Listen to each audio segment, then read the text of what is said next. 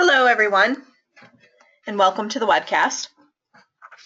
My name is Christine Dursey Davis. I am the Executive Director of the Ohio chapter of APA and Chair of the New Urbanism Division, and I'm your webcast moderator. Today is Friday, January 22nd, and we will hear the presentation, The Smart Location Calculator.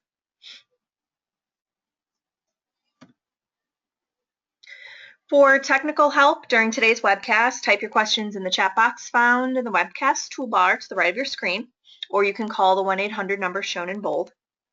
For content questions related to the presentation, type those in the questions box, also located in the webinar toolbar to the right of your screen, and please indicate which presenter you would like to answer your question. We will answer those at the end of the presentation during the Q&A. On your screen is a list of the sponsoring chapters and divisions. Thanks to all the participating sponsors for making these webcasts possible and free to their members. Today's webcast in particular is sponsored by the National Capital Area Chapter. To learn more about all the chapters, visit planning.org/chapters. To learn about our divisions, planning.org/divisions. Coming up on your screen is a list of our upcoming webcasts. To register for these, visit our webcast webpage at ohioplanning.org/planningwebcast. To log your credits for attending today's event, just go to planning.org, and the best way to do this is to select activities by provider.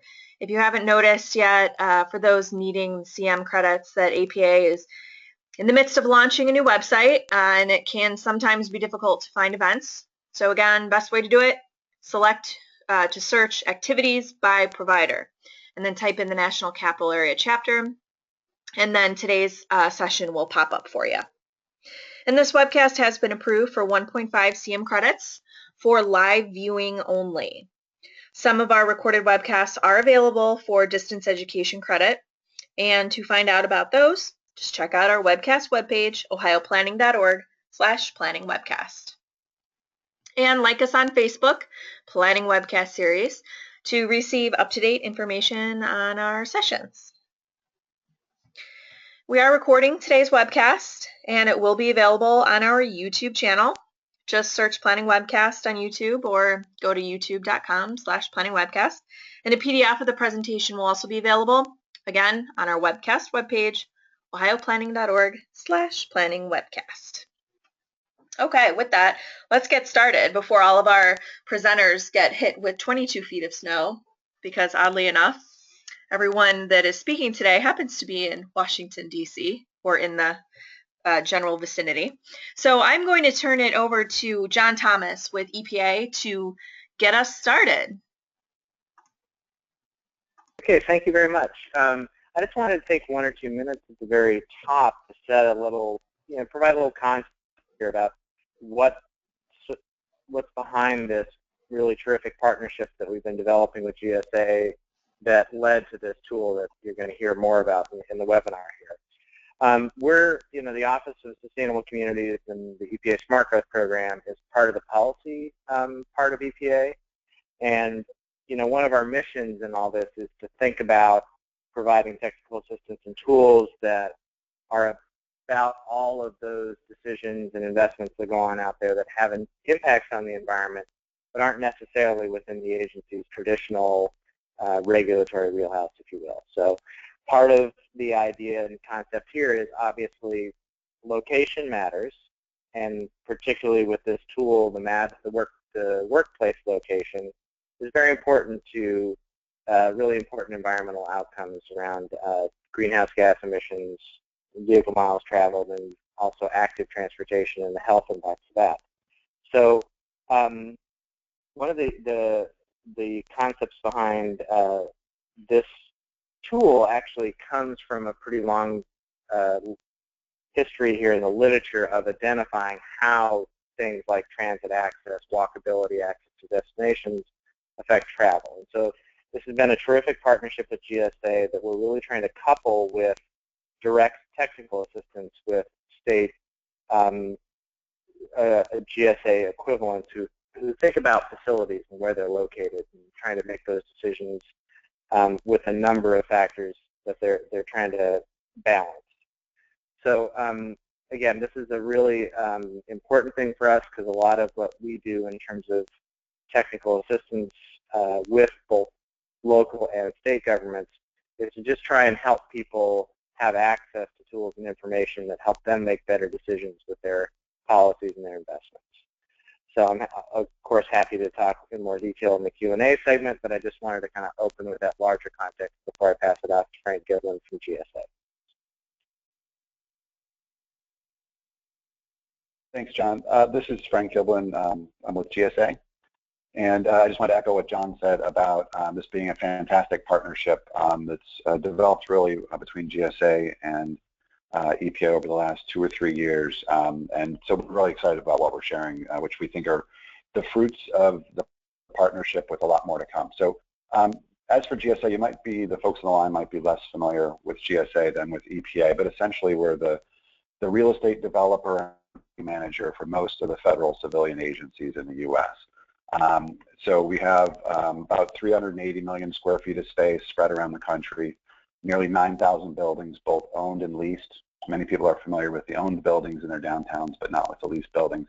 And those are in about 2,000 communities nationwide, big cities, small towns, sometimes a big presence, sometimes a presence that you might not appreciate.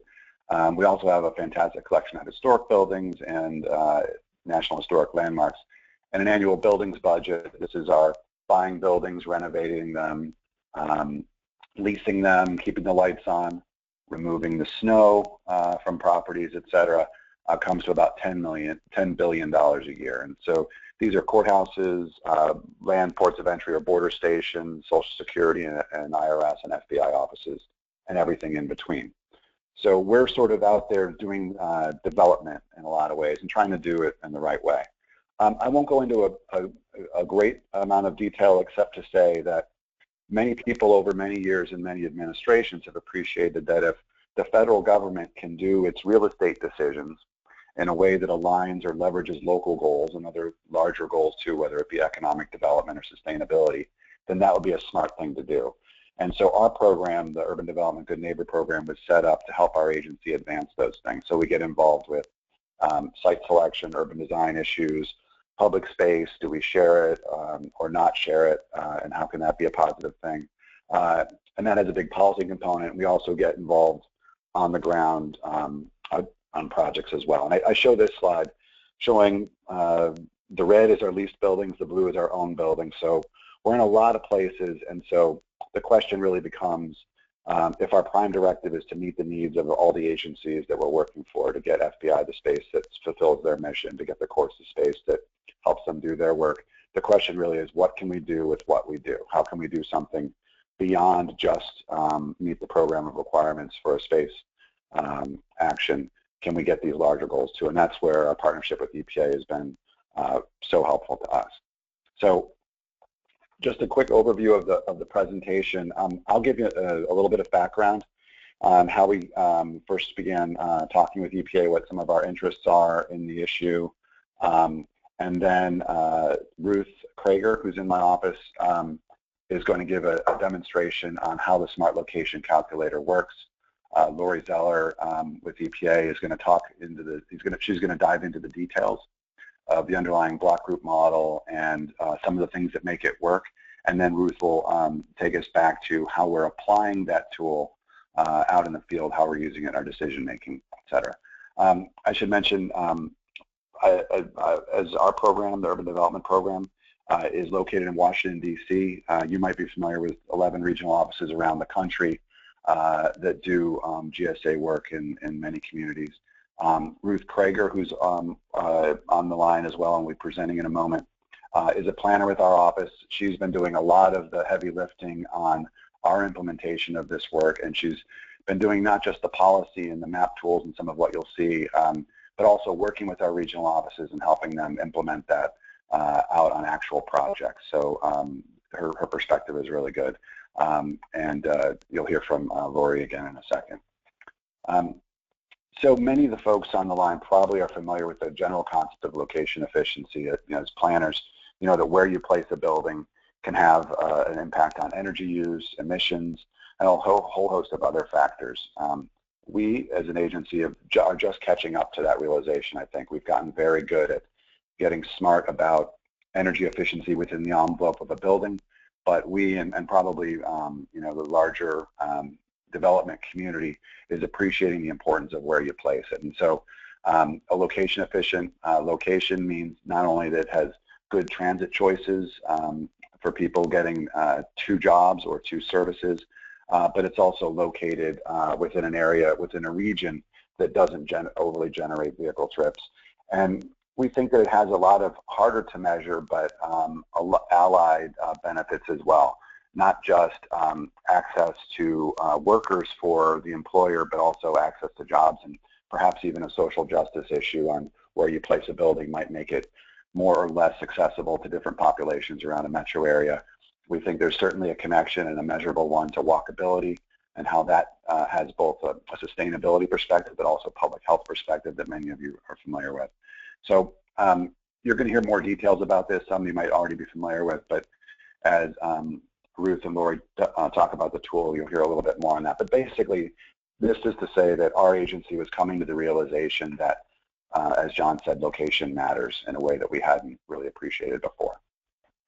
So we started talking with EPA in 2009 in response to an executive order 13514. And the executive order set out to make federal agencies leaders in sustainability from soup to nuts. And an important component of it was it had every federal agency measuring the greenhouse gas emissions of all their operations, not just producing of things, but also procuring of services and everything up to and including employee commutes. What were the emissions of that? And we ended up being charged with doing surveys on how people were getting to work and what the implications of that were. At the same time, we were also looking to re-emphasize our look at local planning goals and leveraging our work in support of local goals, something that had been in federal policy since the late 70s under Executive Order 12072.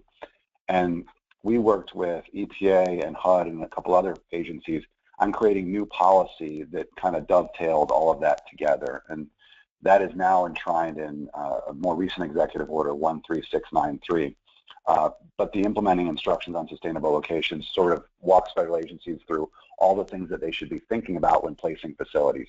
And when you think about our environment as developers and across the geographic areas that I was talking about, we saw that we and EPA and HUD and other agencies had produced a great policy document, but we got to talking with EPA about our concerns that we would have a hard time implementing it without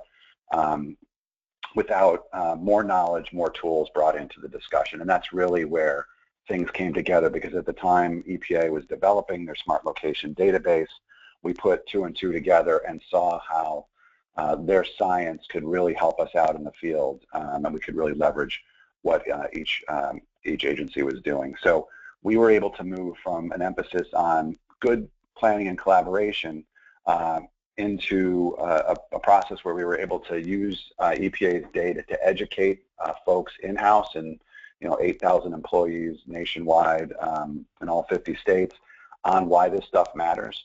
And then our decision-making environment is also very difficult. Sometimes the decisions surprisingly happen very quickly, and also in a competitive leasing environment, and also with so many, again, so many regional offices and so many people involved with those decisions, it became very important to us to find a way to give them news they could use, news that they could use without a huge learning curve, and that they could implement across the field wherever they might be doing work. And that's where EPA's expertise really came into play. We were able to start applying their science and move beyond just the principles and show people actual measures and what ifs. And I was thinking about this the other day. I had my kids watch the original Indiana Jones Raiders of the Lost Ark movie, and there's that scene where he's faced with the guy who's the fantastic swordsman, and he pulls out a pistol and I thought so many times coming to a discussion, especially a contentious one where there's different interests, without measures, without numbers, is, coming to a gunfight with a knife kind of thing. And so just simply being able to bring some hard numbers into the discussion has been very, very helpful to us. And then again, making the data with all the tools you're about to see, making that available to people out in the field in a way that they can look and see and touch and put into their decisions. So this really boils down to three kind of questions that our work with EPA helps us answer, and I think answer together. First is, how do you move the location efficiency concept and principles into something that is measurable and therefore more powerful in many of the discussions we have as planners. And then there had been so little research to date into the effect of the built environment. How could we help fill that gap? And that was something that EPA had started to do. How could we use their tools, their data in our decision-making environment to further the learning and to further the reach of those tools? And then finally, how can we actually estimate and measure what greenhouse gas emissions and the emissions associated with VMT in particular, how one federal decision going in one place versus another ought to be weighed in. So with that, I'm going to turn it over to Ruth Krager, who's going to give you a demonstration of the actual tool.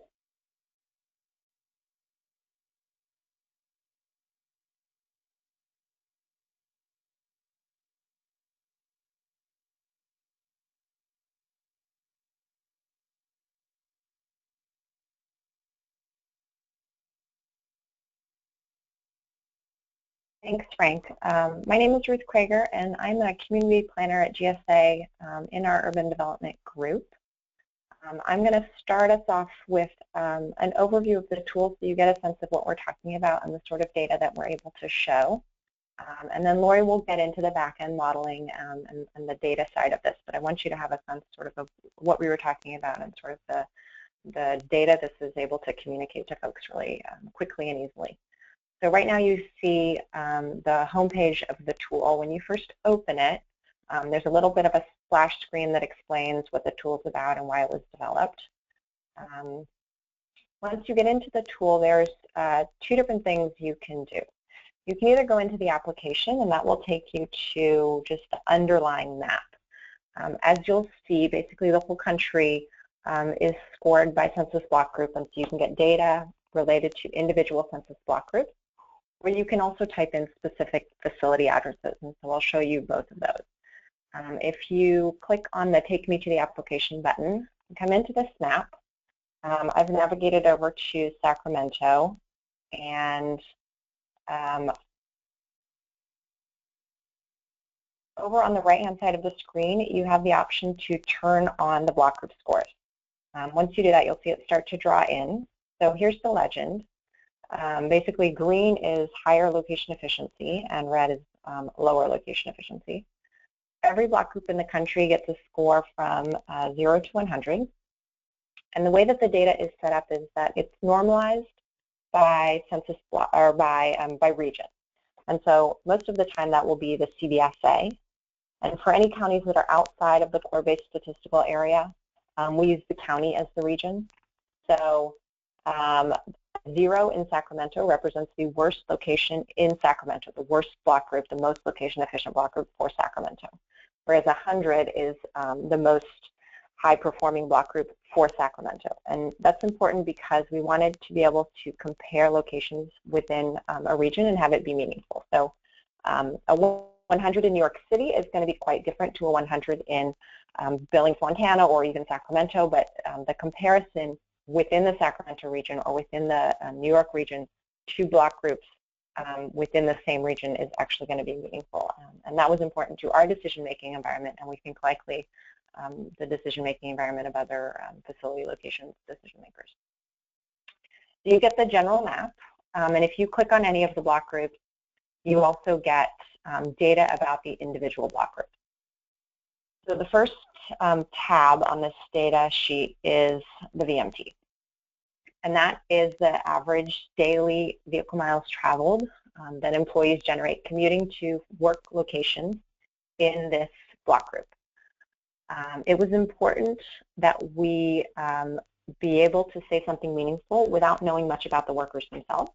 So this just looks at average workers and the average residential distribution across the region, and the average of the sort of generic commute patterns. We don't know much. We don't input demographics or car ownership or residential location, but all things being equal, this shows us that on average a worker is going to have to go 20 miles to get to this block group.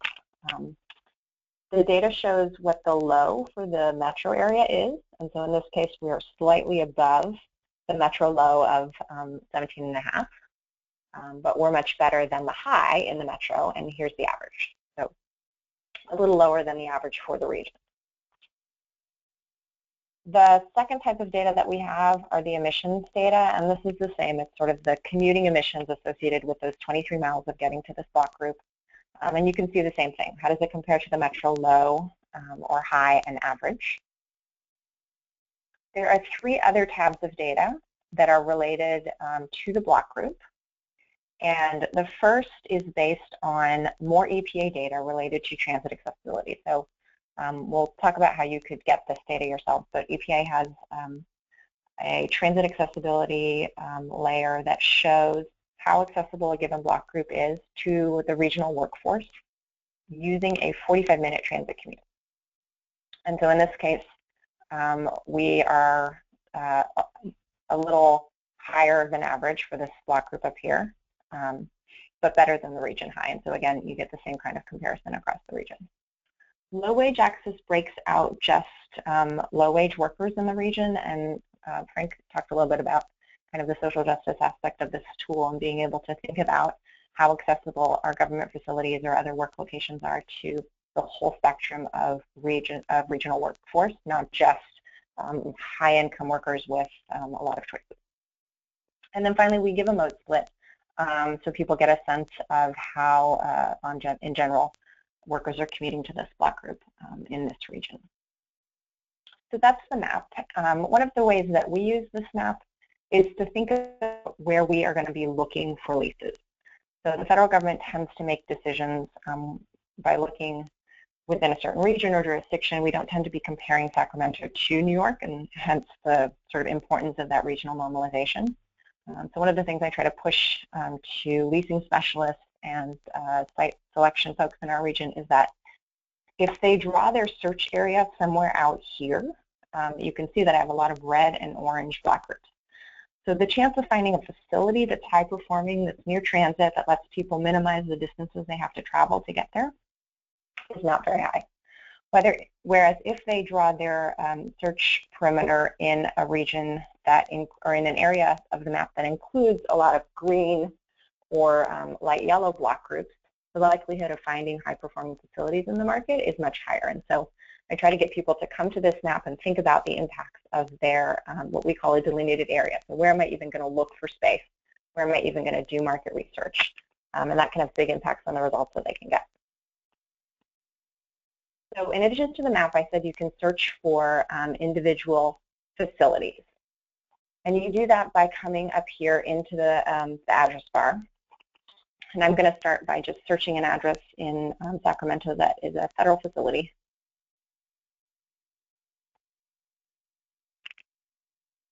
And the tool will geocode and locate the building. It'll suggest an address and locate the building for you. So here's what you get. You get the facility address, and then you get the nearest bus stop and rail station. So the transit stops that the tool has found that are located the closest to your building. If for some reason the tool is incorrect and you think that this bus stop or rail transit stop should be somewhere else, you can move that away and recalculate based on the new distance. Or we're trying to get the functionality that you could right-click on the map and add a bus stop that doesn't show up or add a rail stop that doesn't show up. Over to the left, you'll see the scores. So the first score is the score of 93 for this actual building. And the second score is the block group score. So we're actually in the highest performing block group for the region. And our building does quite well as well. It gets a 93. Again, this is a 93 for the region. So I'm in the 93rd percentile for the Sacramento region. And the characteristics of the built environment wouldn't be the same as what would be required to get a 93, say, in DC or Chicago or something like that. But a 93 for Sacramento is very, very good. In addition to moving the icons, the transit icons, you can also just change the distances manually if you wanted to experience or wanted to experiment with different transit distances to rail or bus stop. And all of this data can be exported. So when you click on the export button, you will get a pop-up with a CSV that has all of the fields that went into calculating your score. And Lori will talk about the variables that go into the scores. But all of that data comes out in Excel, and you can use it for your own calculations or change different fields and see how that impacts your score. One of the things that I've mentioned that was important was the ability to compare. And so the tool lets you start typing in additional facility locations. I'm going to use, I think this is a state facility.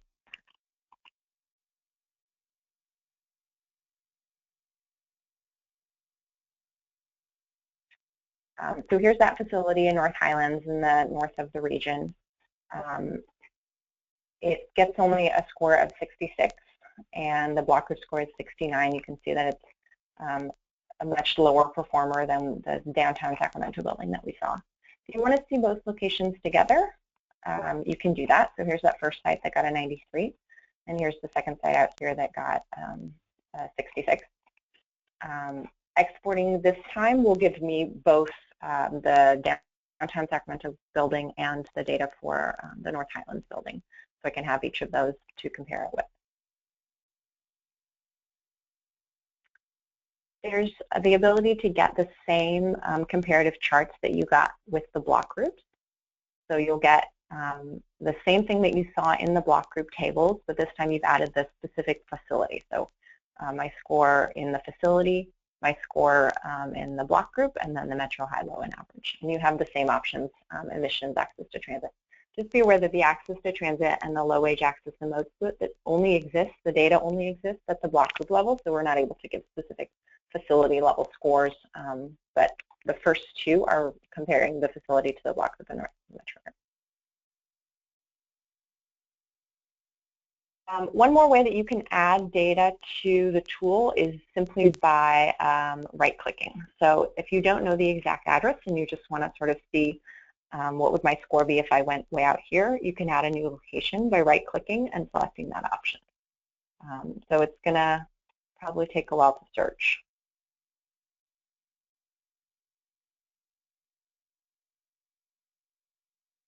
We'll give it some time to think, but eventually it will pop up as a third location, and you'll have the same 3 charts and 3 locations that you can explore. And I believe it's sort of limited list. You can just go through and put in as many locations as you're interested in and be able to have that data and location. Okay, there it goes.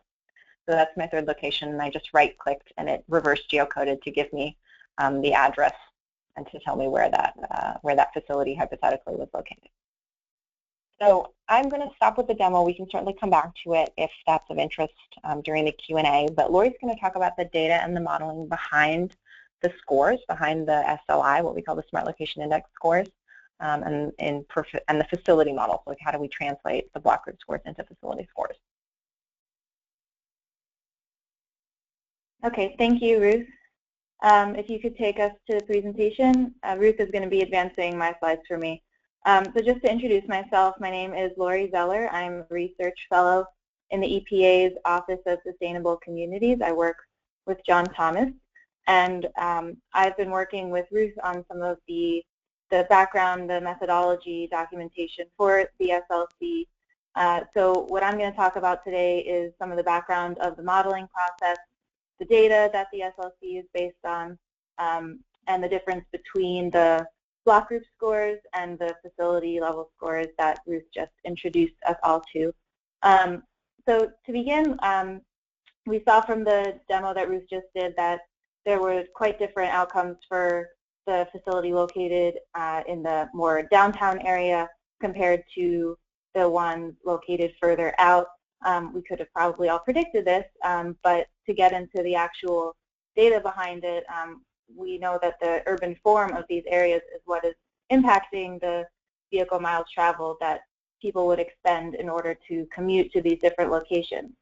And so to talk about the urban form and the transit accessibility data, we rely on the EPA Smart Location Database. So that's the SLD. So I'll try to emphasize when I'm saying SLD or SLC. So next slide, please.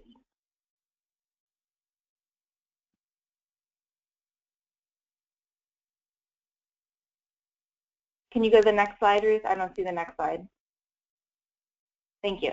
Okay, so this is just the background of some of the data that is in the SLD. We have over 90 attributes of urban form and transit and travel-related data based on the D variables, such as residential and commercial density, the diversity of land uses, design of the street network, destination accessibility, and distance to transit.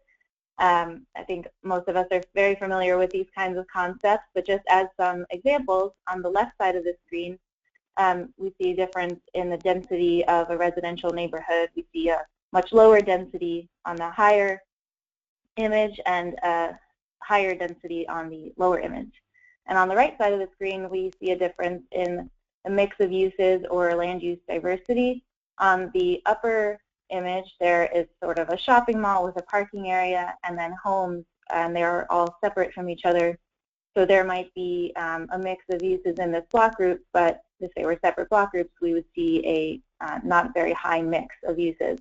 In the lower right image, we see a much more higher mix of uses or higher diversity with residential units in the same building as commercial units on the ground floor. Next slide, please.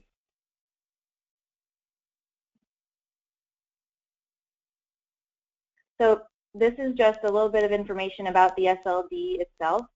It's built upon a few different data sources, including census data from the ACS, NavTech Streets, LEHD data for the employment information, and there's a lot more.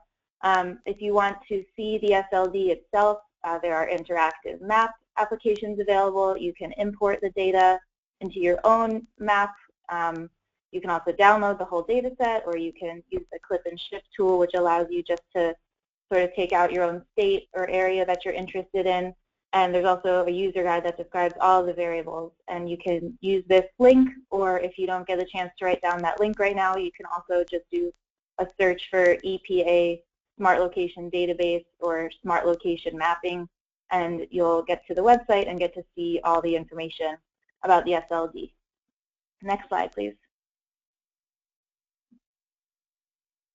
So we have the urban form and transit information from the SLD, and then we needed to know how much VMT are the workers actually using when they travel to the workplace location. So the way that the model is built is we have the VMT that workers use to travel to a workplace block group from the 2009 National Household Travel Survey. This is a survey that people keep travel diaries. They write when they went to a place, how they got there. It's a very detailed survey. And so from this, we have the worker characteristics like income and gender and a few other demographic things. And when it comes to the VMT data, what we know from the NHTS data is if a worker generated VMT in their travel to work, and if so, how much they generated. Next slide, please. So this is just a very large overview framework of the modeling process. First, the first model figures out whether what was the likelihood of a worker generating VMT on their way to work. Next, if the worker did generate VMT, how much was generated? And then at the end, we're able to average the VMT expended per worker for each block group. Next slide, please.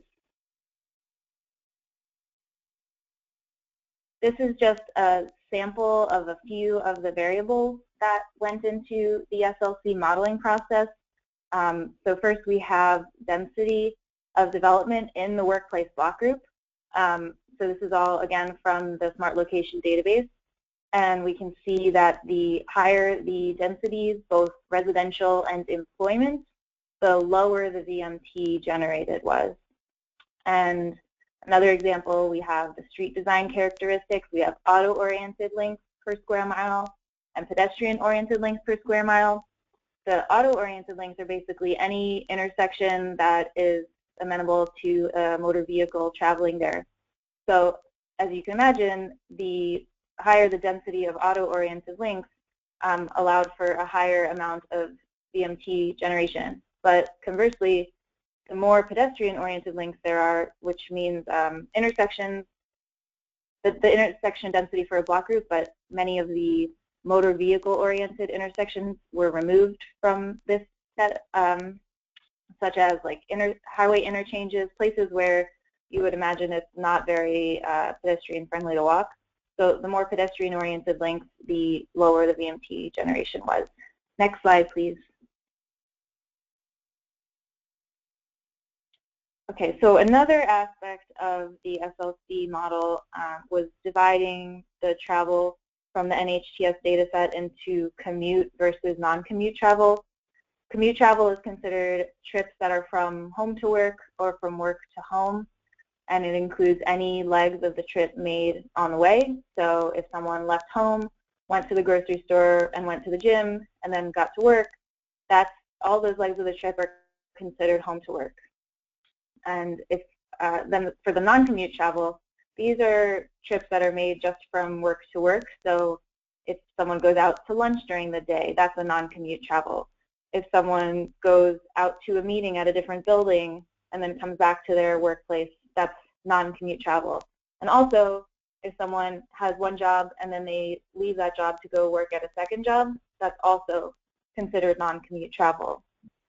So those are two differences that we'll talk about in the next couple slides as well. But also another important thing to note was that all other trips that were not related to work travel were completely thrown away for the purpose of this modeling process.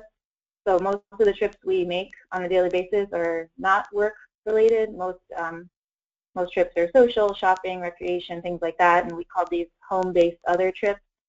So those are not included in the data set. Next slide, please.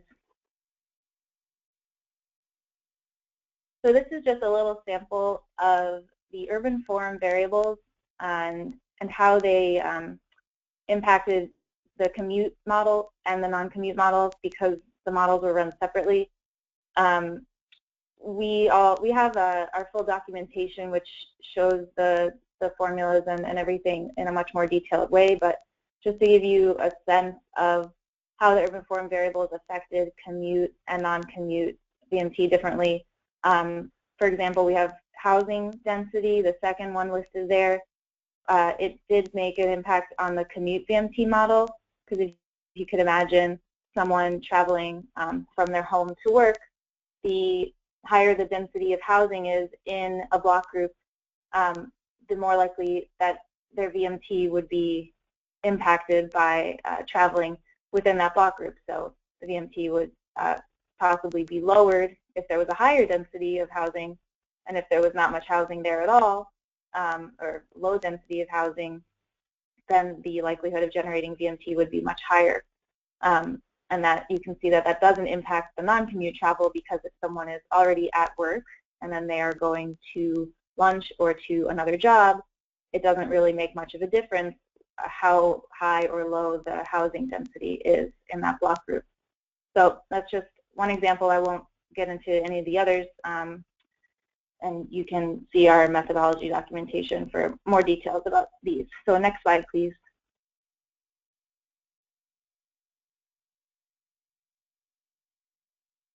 This is just a summary of the overall modeling process.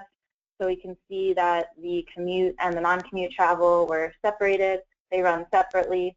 And like I showed in the beginning with the circular flow diagram, first we look at the likelihood of generating vehicle travel.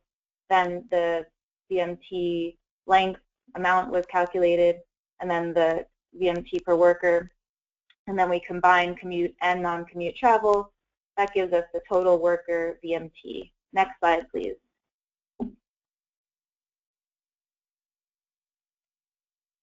So finally, once we know the VMT for each block group, we are then able to create the SLI, or the Smart Location Index score. and that's calculated by the following formula.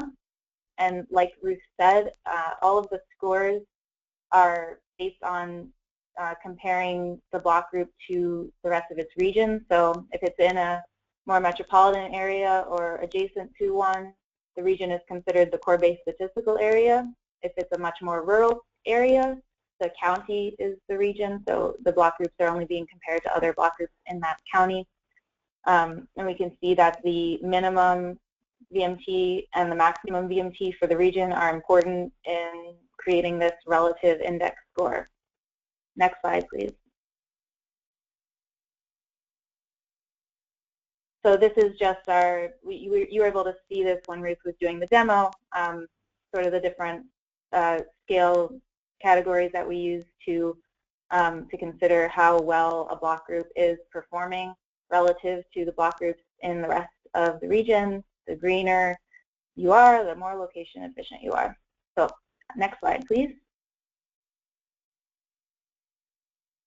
The last thing I'll talk about today is just the block group versus the facility level scores. So everything I was talking about, the modeling process, it applies to both the block group scores and the facility level scores. There's just a couple of differences that the tool itself does when it runs facility level score. Basically, all the block group data has already been calculated. It's that underlying choropleth map that Ruth showed when she first went to Sacramento and then turned on the block group data and it populated the screen. That's already set, that's already calculated, it's not going to change, and the facility level scores will change for whatever address you put in, and also user entered data can impact it. You can change the number of employees and the percentage of male employees because that was shown to have an impact on VMT generation. The gender distance to transit also matters, like Ruth was showing how you can change around the location of the bus or the rail stop.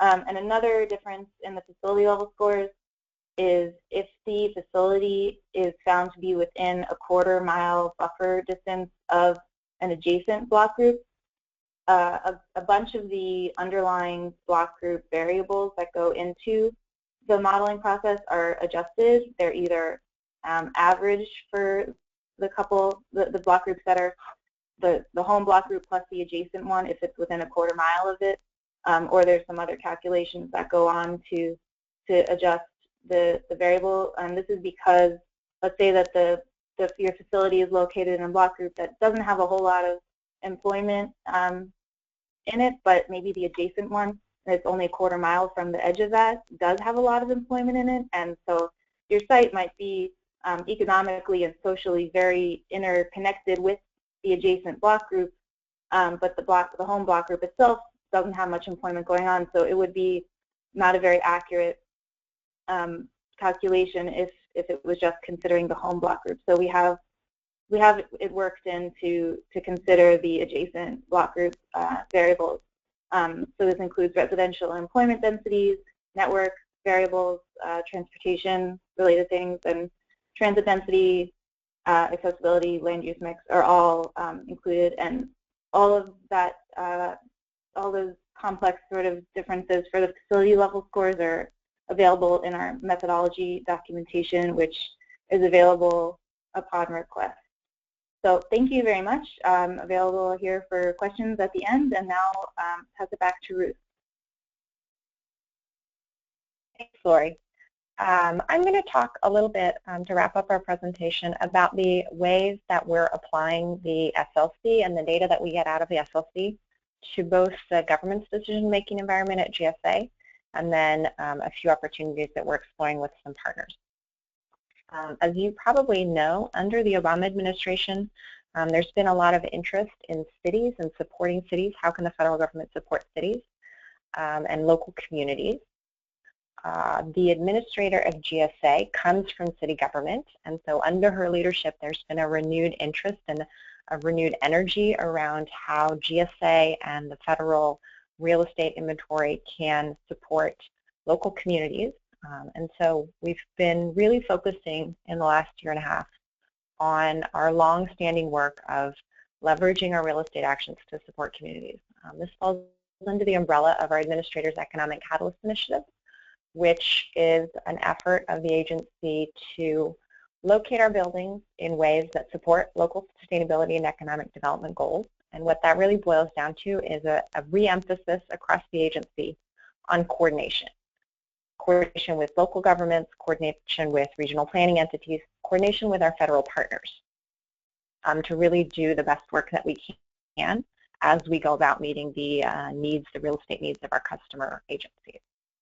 So our agency is paying careful attention to the impacts that our site selection and location decisions have on local infrastructure, on land use planning, on transportation, and we're using the SLC to help us focus the attention. Frank talked a little bit about how useful and meaningful data can be, and so we've been able to leverage the SLC in the conversations we're now having to help people who don't have a background in planning or land use to understand the impacts of our location decisions. So a big part of that is tracking our own performance.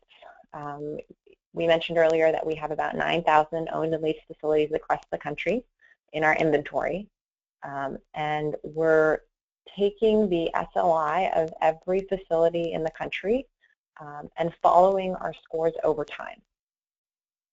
So we use the SLI to help focus our attention and encourage the selection wherever possible of space or facilities that are near mass transit, near employment centers, and that are supported by existing infrastructure so that we're not driving development and use of greenfields outside of the existing built environment.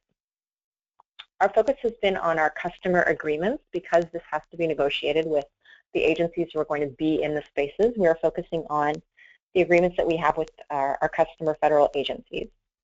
We're also focusing on office space because this measure, this SLI, tells us something about likely commuting patterns and the impact that we will have on commuting emissions. We're really interested in the facilities where we're going to have a lot of workers.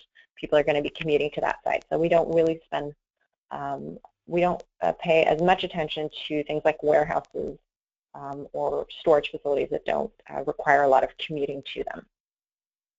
Our national goal is a 70. We're trying to hit a 70 across the entire inventory in all of our 2,000 plus communities.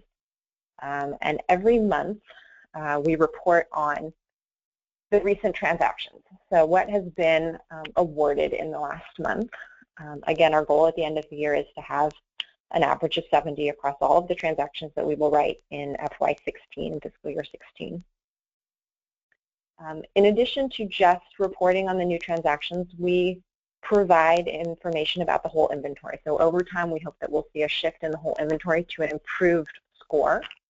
And we're also flagging opportunities. So this is very important because, as you probably know, you're really going to have more possibility to influence location decisions if you can get out in advance of the decision and bring it to the table in the planning phase. So we highlight for our leasing specialists and our portfolio planning community the expiring agreements that are coming up. So this agency is about to, the lease that they're in is about to expire. It's in a low-performing location, so maybe the SLI is a 50 or a 40. Is there an opportunity when we renew that lease in, let's say, 12 months or 18 months, whatever the time frame is, to improve on that location? Maybe that means putting out a procurement that really focuses on better transit access, or drawing a search area, a delineated area that includes high-performing block groups when we go out to do that new lease. And so all of this data goes out to our leasing and portfolio planning world and is something that they can refer to and have conversations about internally as teams who are trying to meet customer needs, and helps to focus attention so that at the same time they're also thinking about location sustainability, access to transit, and driving our score generally up.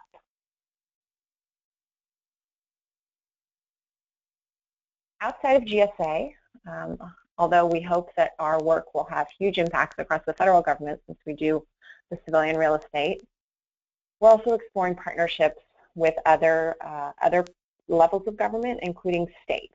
And last month, we had the opportunity to go work with the California Strategic Growth Council and many California state agencies to share the SLC, to share the data, and to run California state facilities through the model, to provide scores back to them, and then have a discussion with them both at a staff level with the folks who do their leases and at a senior agency leadership level to talk to California agencies about how the SLC and the data in the SLC can inform their work in California.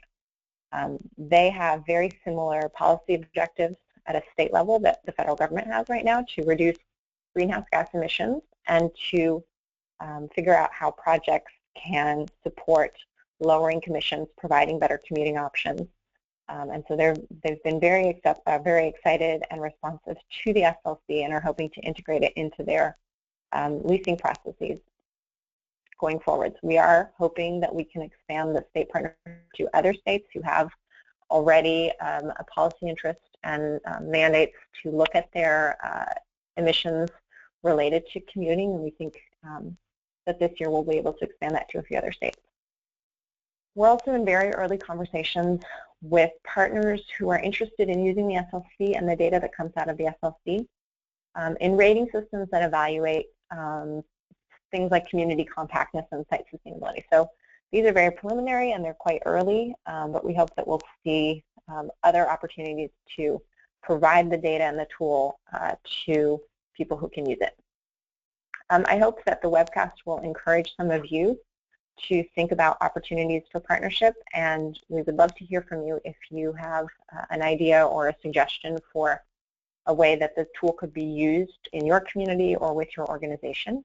Our contact info is all on this page, on the last slide, and I'll put that up in a second. But as planners, you're sort of our technical users, and we're very interested in getting feedback. So right now we have shared the SLC with a handful of kind of technical expert users, and we've asked them to give us information on how it is for them as users, what's the usability, how could they see it being used in their environments and their work, what would they like to see it do that it doesn't currently do, do they have any concerns or feedback on the methodology. If you would like to be included in that group, we would love to have you, and we'll send you the form and all the information that you would need. Lori is the best person to email about that, so specifically email Lori if you're looking to, or if you're interested in being part of the testing and feedback for us. She's pulling all that together for us. And then finally, you can email any of us following the webcast if you have specific questions or ideas. Frank and John are the best people to get in touch with about programs. So if you want to know more about the EPA Office of Sustainable Communities or the work that GSA's Urban Development Program does, or GSA generally, email those too. Lori and I are most closely connected to the tool and the modeling. So if you have specific questions related to that, please email one of us. And with that, I will hand it back to Christine for the Q&A. Great, thank you. We do have some questions coming in, so we'll just kind of start firing those off.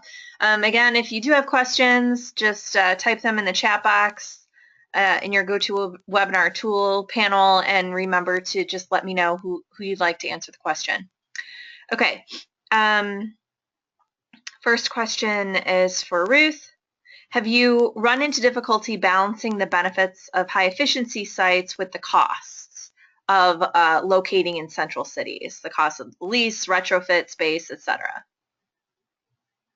Yes, this of course comes up quite a bit. Obviously, a location that's right on top of a metro station in downtown is going to be more expensive than most office parks out in the suburbs, let's say.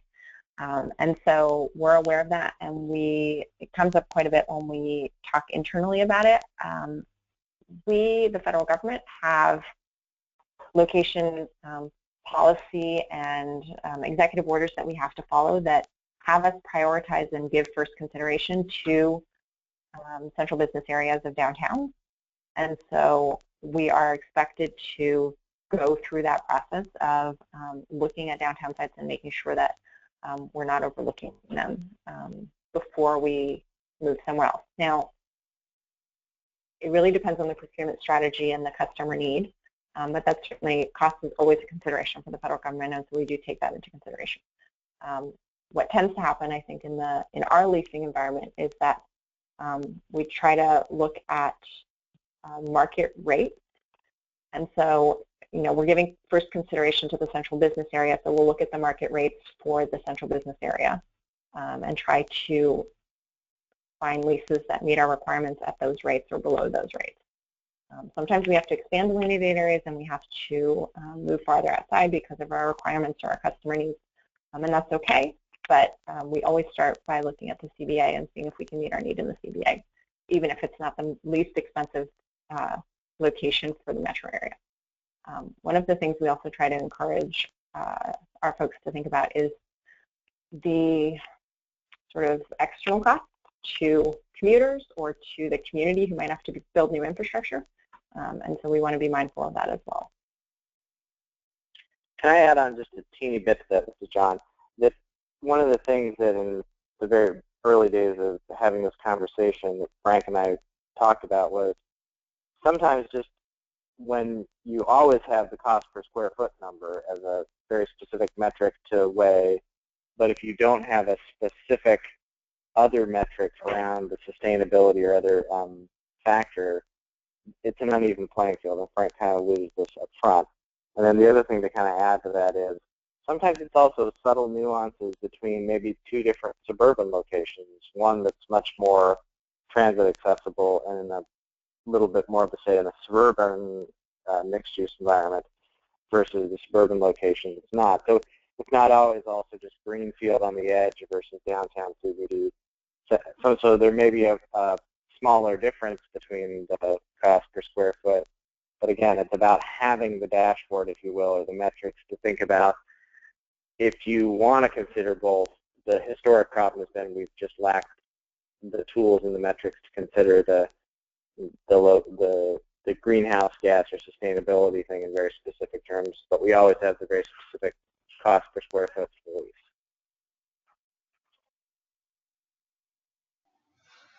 Okay, thank you. We have some questions surrounding the vehicle miles traveled tab. We have several, in fact. Does the VMT tab show the average VMT just for people who drive to work, or does it show the average personal VMT for all workers, including those that might take transit, they might bike or walk, or car share, anything like that? This is Lori.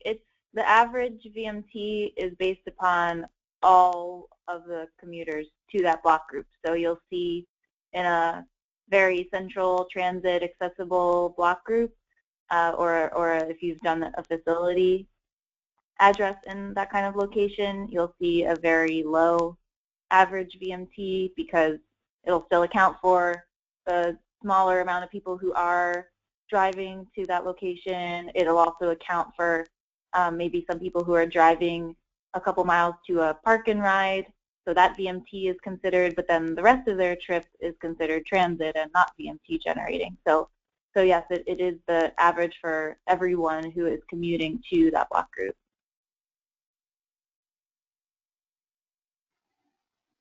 Okay, next question. Does gender impact the VMT generation?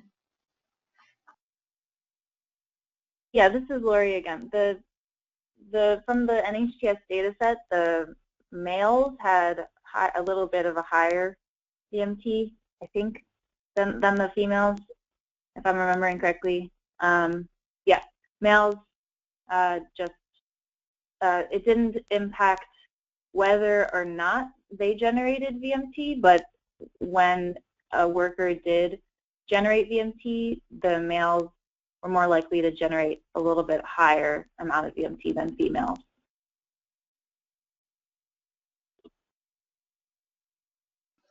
Okay, thank you. Next question.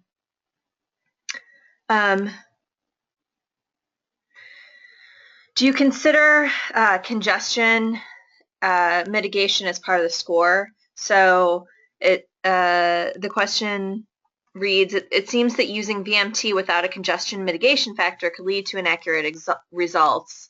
For example, driving 20 miles in heavy traffic into an urban core would have a different emissions profile than driving 20 miles in the opposite direction with free-flowing traffic. Could you talk a little bit about that?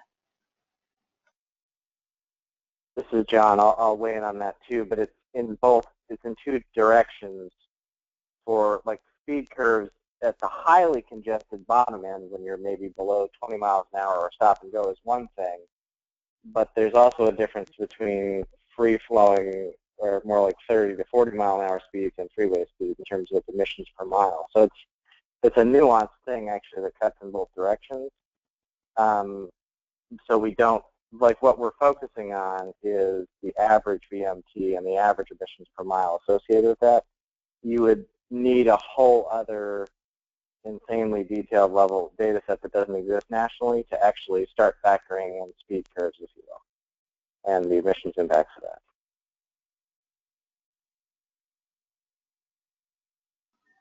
Okay, thank you.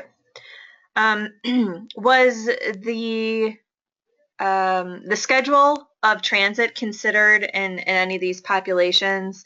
So, for example, all day versus only during peak hour, or 10-minute headway versus 1 hour headway? Yeah, this is Lori. So one of the transit factors that comes into the model is the transit frequency per square mile, which is a variable that comes from the Smart Location database. And the way that that variable is constructed is that it uses the transit feed data from agencies that reported GTFS data, and it takes the frequency. It's an average calculation that basically accounts for how frequent transit is coming to that block group daily. So that's how the frequency is considered. So you've got the little bus stop that you can move for the actual distance to transit, so if you're interested in that transit frequency variable, if you go to the Smart Location database, the variable is called D4D, and both of those D's are D as in dog, so D4D, and you can learn more about that variable there. Thank you. Next question. In considering relocating an agency from a low-scoring location to a better-scoring one, how do you take into consideration that perhaps many of these employees may have made housing choices based on that particular location?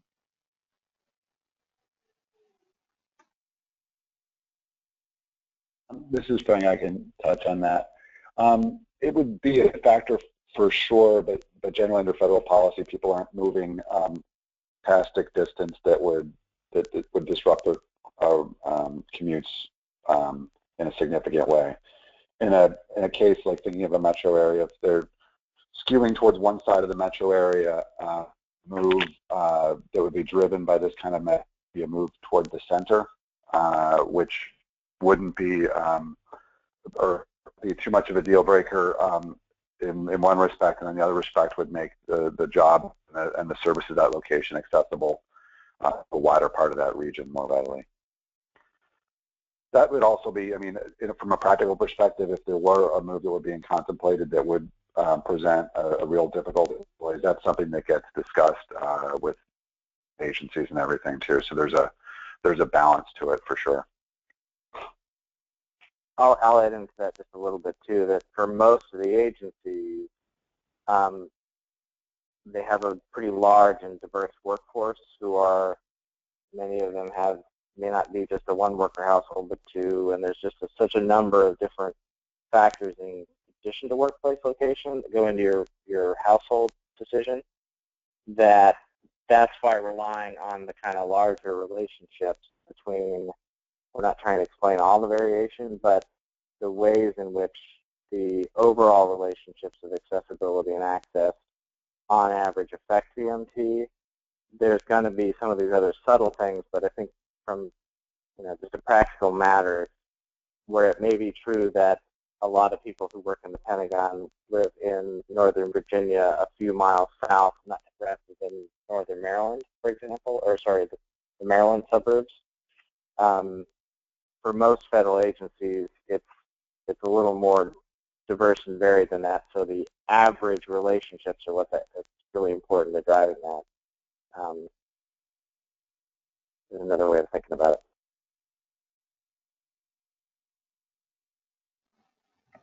Okay, next question. The calculator seems to make a distinction between transit and rail transit. How do you count bus rapid transit, which can often be competitive with light rail in function?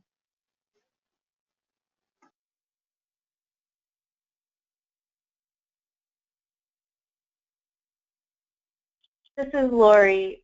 Ruth, if you have a better answer than I do, please chime in.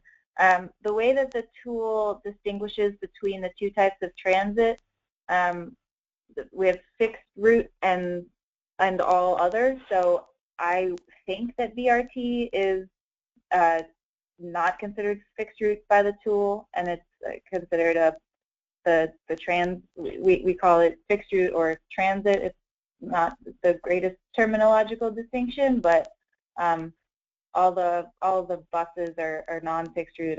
That's as far as I know. Ruth, do you have another answer?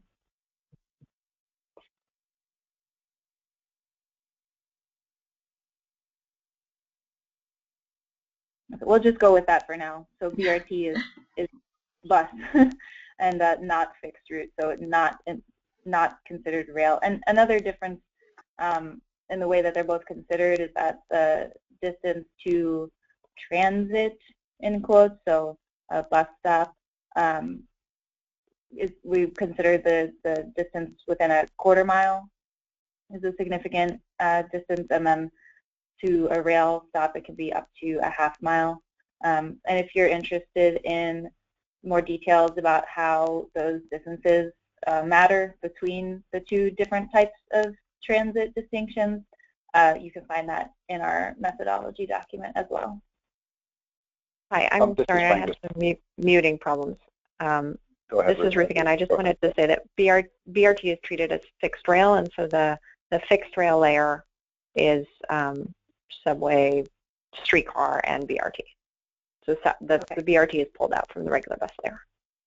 Okay, sorry, disregard what I said.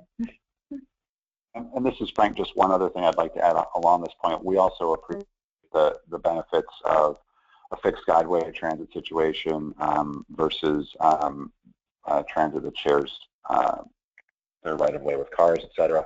We started to use the SLI and also those concepts in changing some of our leasing policies and leasing documents so that they'll start to see specific, rather than just asking for public transportation available, there's a much higher consideration given to bus rapid transit or rail over bus, and then we're starting to implement that into our leasing documents. Great. Next question. Some transit systems do not use GTFS, General Transit Feeds Specification, I think, and therefore aren't represented in the Smart Location tool. So how do we adjust for this? So the one thing you're able... Go ahead first, and I'll follow on. Okay. The one thing that you're able to do now is to add a stop or a station that's not showing up, to show where the nearest bus stop, let's say, is, if it doesn't first appear because it wasn't part of the GTFS feed.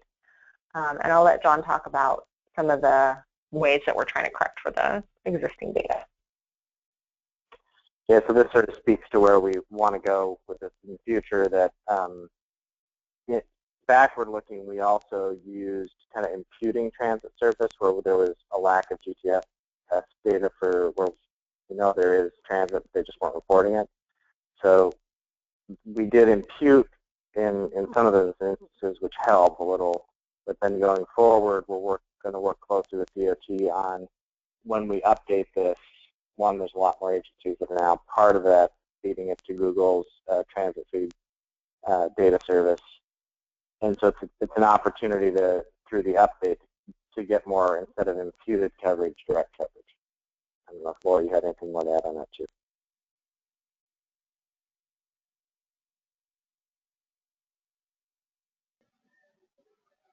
Okay, we'll move on. Are there any concerns about the age of the underlying data in the Smart Locations database? Can any of our folks from EPA speak to the plans or any plans to update the data set? Yeah, it's John again. We do have it in our work plan to do an update this year, so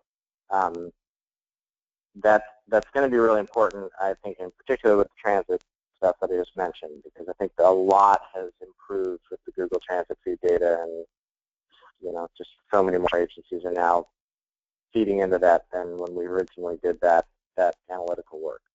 On the land use variables, though, I would say one of the things, particularly if you think about some of the data layers around regional accessibility, those are very important factors, but the underlying data is actually kind of slow to change over time because land use is a sort of 5 to 10 year process oftentimes, and especially if you're talking about something like regional accessibility, this is one of the very, if you just kind of think about the literature and how you would weight that kind of the impact of that, those are actually, they don't change that fast over 3 and 4 and 5 year periods.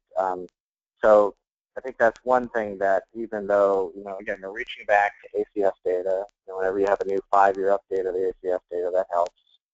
The employment data is reported annually, but we take multi-year periods to smooth out what we think is some of the maybe quirkiness in the data that might come from just changes in one firm's employment level instead of longer-term changes in employment location. So that's kind of some of the nuances with it. One, we are going to work on an update this year, but 2, part of the thing is that these are very kind of long-term, slowly changing data relationships. Okay, thank you. We noticed there are several medium-sized metro areas, 500,000 to 1 million, which were not included in the analysis, while others in this range and even smaller were included. Why?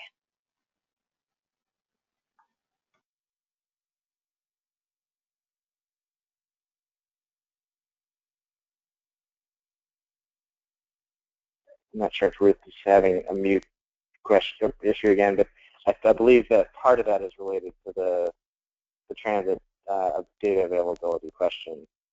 I don't know if it's a question that we could follow up on as well, just to give people a more specific answer, but I believe it's related to the transit data availability and how that works with the model. And how the NHTS samples, I think. If I understand the question correctly, I think they might be referring to the NHTS sampling. So we were looking at I guess what the NHTS calls their oversample regions, correct? So there's some regions where, in part, usually the MPO helps pay for like a deeper sampling pool.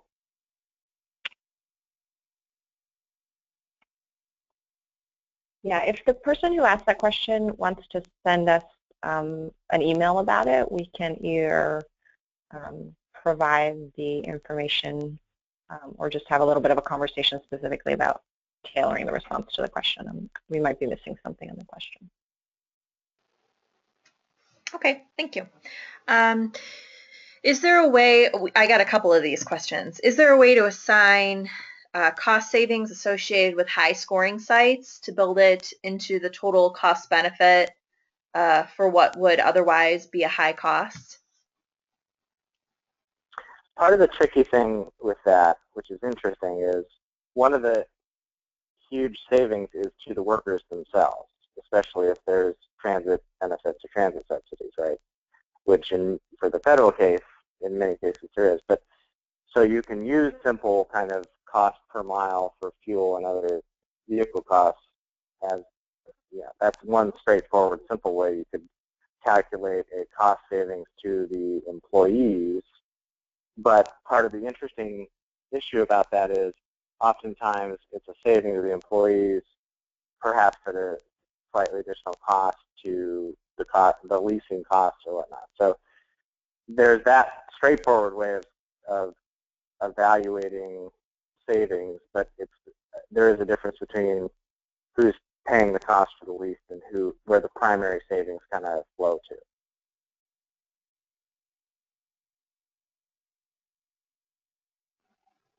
Okay, thank you. This is Frank, and I'll go add ahead. a little bit more.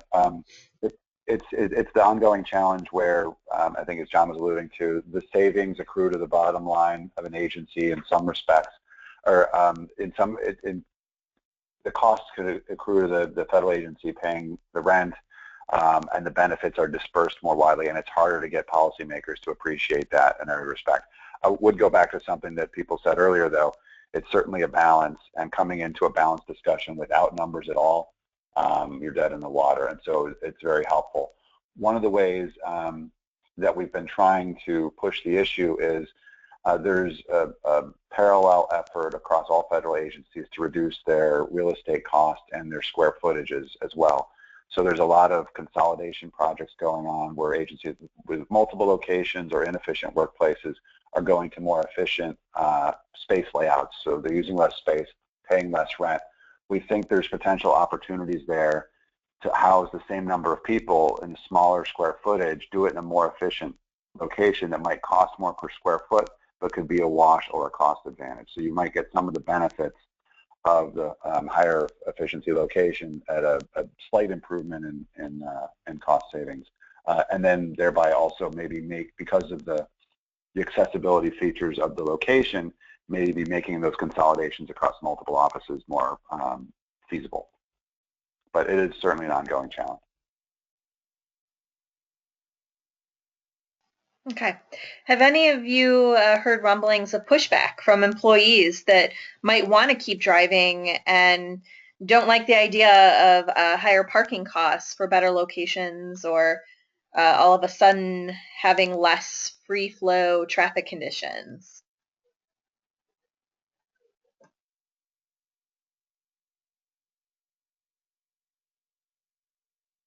This is Frank again.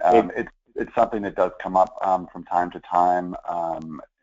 It's something that enters into a lot of discussions, and it wouldn't be a surprise with or without this data.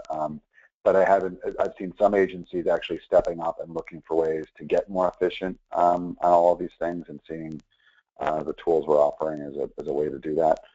Again, like the cost implications, there's these real estate decisions a lot of times are very nuanced with lots of agendas, some outspoken and some less so. And so it's certainly, again, helped by being able to show the benefits to other stakeholders. That's a help. And so it's, again, no silver bullet here, but an ongoing challenge. Well, and I'll add on to that a little bit, though, to say that if you look at some of the business kind of real estate, commercial real estate business trade, there's been some interesting articles recently about, especially in regions where you have high-quality transit options or high-quality mixed-use urban employment centers with a lot of amenities, the suburban office parks that are more isolated are suffering from just pretty dramatic rises in vacancy rates and issues, because in the private sector as well, and this is one of the kind of the standpoint of talent and hanging on to talent and all that kind of the attractiveness of your location is something where the private sector is probably a little ahead in a lot of major metro areas than the federal government, because a lot of, especially, you know, the market research shows that for particularly among millennials, they actually want some more of that convenience of the amenity location, kind of what's around you at work, and the ability to not have to depend on a car and have transit access.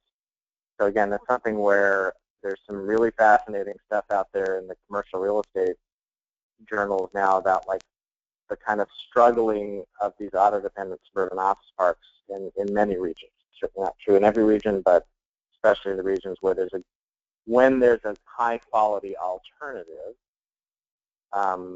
when there's not a high-quality transit alternative, you probably find a lot more of that tension. So it's also related to the quality of the transportation services that surround that highly accessible location. This is Frank, and I guess this relates to the last two questions, is that one of the things that I think would be really helpful to show some of the externality costs in a very persuasive way would be to get to the point where we can start to take the same kind of mechanisms we've used to show VMT and greenhouse gases, and of course that can be monetized and that kind of thing, and to also show local infrastructure impositions, if you will. You know, a less dense environment or us putting employees in one place or another causes state and local government to incur infrastructure costs at a higher rate than they would in another location. And that's something that I think a lot of people would start to appreciate. I've seen some research on it, not to the level that it can be plugged into a tool like this, but planners know that that's a factor, that it's a very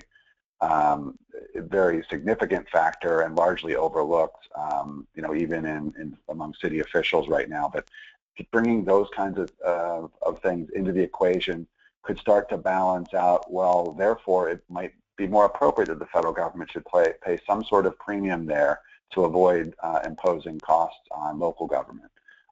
That type of thing could be helpful as a next step. Okay, thank you. It looks like some folks are having trouble finding the calculator for the overall Smart Location Index. And I'm getting a lot of questions about confirming the website, and is it public yet, and nothing's coming up, and where's the tool?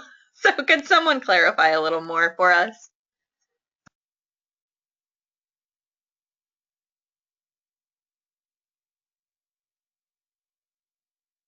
In the interim, until I think maybe Ruth is looking at it, one of the things that sometimes happens on these webinars is when everybody's going to the website, it may be running into some capacity problems, but I don't know, Ruth, if there's another.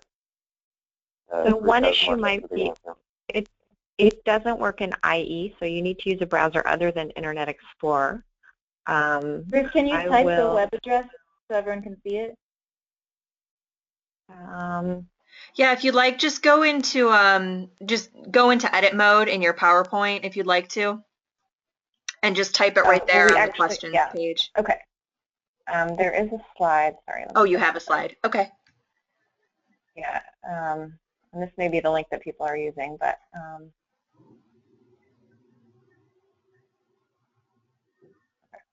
this is the link that you should try in a non-IE browser.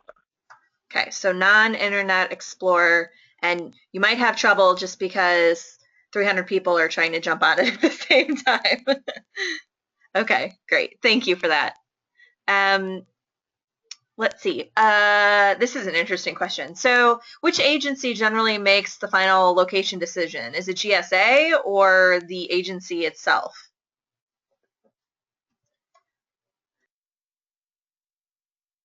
This is Frank. It's a combination of the two. When it gets down into the fine grain of an actual decision, one of the great challenges to fold in both consideration for the agency's mission, where they need to be to serve the public best, costs, our location policy and trying to get more sustainable and all these other things, is the contracting officer for GSA plays a role in deciding what factors can be brought into the equation and not overly restrict competition. So it's something, as we're trying to get less expensive locations, or less expensive leases, it's not just about where you go, but it's also about how many locations are competing for those spaces. So when it comes down to it, it's a conversation between GSA and the client with the contracting officer that really is on the hook to balance all those things right down to the nitty-gritty. They have the final decision on things, assuming that GSA and the client are on board. Okay, thank you. Someone just typed in also, and I don't know if this worked, I don't know, but they said that typing in HTTPS and then, you know, the colon, the two backslashes will take you right to it. And if you don't put in the HTTPS, it might not work. So try it. It's worth a shot. Okay, next question. We talked a little bit about this, just some larger areas are in this program and some aren't. It really can depend on what kind of information is available and from who, and who has extra resources to provide information. But is there a cutoff for a population amount where it just will not show up in this calculation formula? And this person in particular, for context, is in Wyoming. And there's not a lot of, it's a very low populated state, and there's not a lot of mass transit, and so there's a lot of factors kind of going against them for this calculator. This is Lori. I'll clarify. Sorry, I'll just clarify that there is data for every location in the country. So in the tool, I'm not sure what people are referring to. Like earlier, Ruth was saying maybe people were talking about how the NHTS oversamples didn't include their exact region, or perhaps they might be referring to there not being GTFS data available for the region. But if you go into the SLC and turn on the block group layer, you'll see that there are block group scores for every block group in the country, and you can also get an address calculated for any address you enter. If there's an error that it's not able to calculate something, that's more of like a tool errors, and that's something that we'll be working on. But like I said, there's data, the underlying block group data from the Smart Location database covers every block group in the country. And if anyone wants to ask a question and be more specific about what they're saying, they think their region isn't included in something, that might help us better answer the question.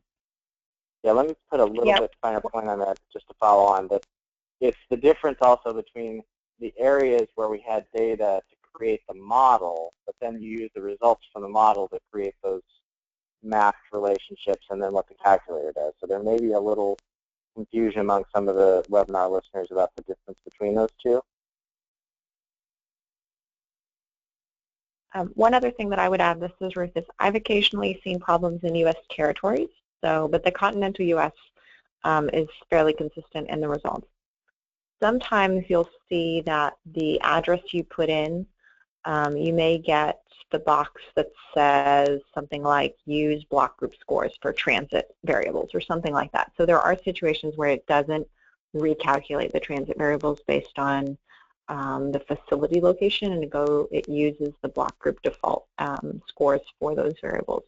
But that's indicated. It'll be if you were to click on this details tab under your address, you'll see kind of all the pieces that went into it. And if that box is checked, it means it can't recalculate the transit variables, and it's just using the block group averages. But again, in the continental U.S., I don't tend to have a problem.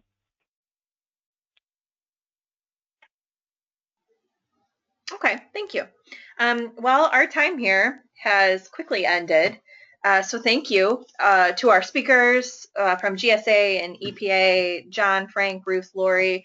Thank you for joining us. Thank you for showing us this. This was really great. Anyone who didn't get their questions answered, or again, who has more questions, feel free to contact our speakers today. And again, remember, I did get a couple of these questions, that when you're going to apply this session for CM credit, to try searching by the provider, not by the number, because APA has been having a lot of trouble with that lately, which is the national capital area. You can get all this information, everything you need.